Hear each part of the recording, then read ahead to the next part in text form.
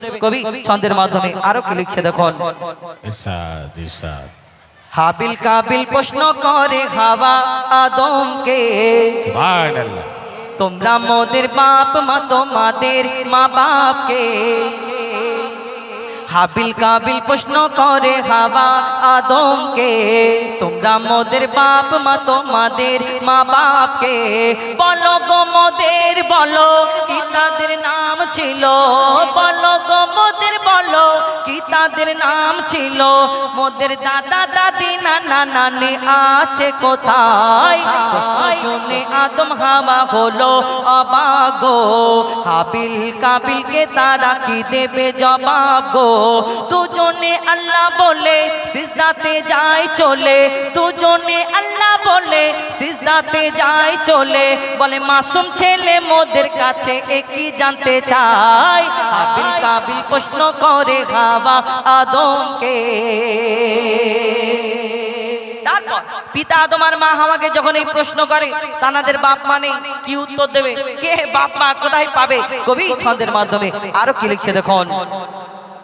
ওই বলছে আদম শোন তোরা শোন, ওই বলছে আদম শোন তোরা শোন।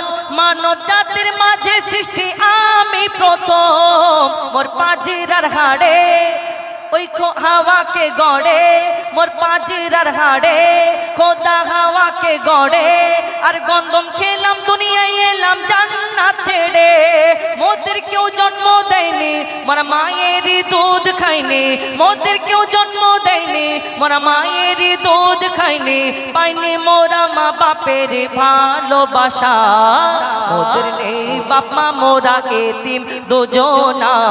মা বাপ কি মোদের জানা হলো না, দুজনে এতিম মিসকিন নেই মোদের মা বাপের ঋণ। দুজনে এতিম মিসকিন নেই মোদের মা বাপের ঋণ। তাই মানব জাতির পিতা মাতা মোরা দুজনা।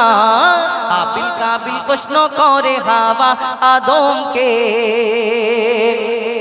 তারপর এই দুনিয়াতে পিতা আদম আর মা হাওয়া এই দুনিয়ার মধ্যে আসলো, কিন্তু আমরা জানি আল্লাহ পাক রব্বুল আলামিন সর্বপ্রথম মাটির আদমকে সৃষ্টি করে সকল ফেরেশতাদের হুকুম করেছিল, এই আমার ফেরেশতারা তোমরা আমার মাটির আদমকে সিজদা করে নাও। কিন্তু ওই সকল ফেরেশতারা আল্লাহর হুকুম মেনে নিল, সিজদা করে নিল। একমাত্র একটা ফেরেশতা সিজদা করলো না, যার নাম হলো আজাজিল, যাকে ফেরেশতাদের সর্দার বলা হতো। কিন্তু সে সিজদা করলো না, তাই তাকে ওই ফেরেশতাদের সর্দার থেকে শয়তান ইবলিস শয়তান করে দিল। এই দুনিয়াতে সকল ফেরেশতারা যখন মেনে নিল, আল্লাহর হুকুম মেনে নিল যে আল্লাহর হুকুম আদমকে সিজদা করতে হবে, মাটির আদমকে সকল ফেরেশতারা সিজদা করে নিল। একমাত্র একটা ফেরেশতা সিজদা করলো না, যার নাম আজাজিল। আসলে এই আজাজিলটাকে আর কেন সিজদা করলো না, তার মনেতে একটা অহংকার ছিল যে আমি জিন জাত, আমি এই মাটির আদমকে সিজদা করব, এটা কেমন করে হয়।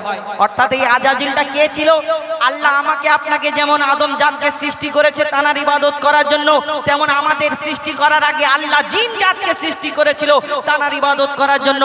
কিন্তু সেই জিন জাত আল্লাহর ইবাদত না করে আল্লাহর নাফরমানি এত করেছিল, সপ্তম সম্রাট পর্যন্ত আসার পরে সেই জিন জাতকে আল্লাহ ফেরেশতাদের হুকুম করলো যে জিন জাতকে ধ্বংস করে দাও, শেষ করে দাও।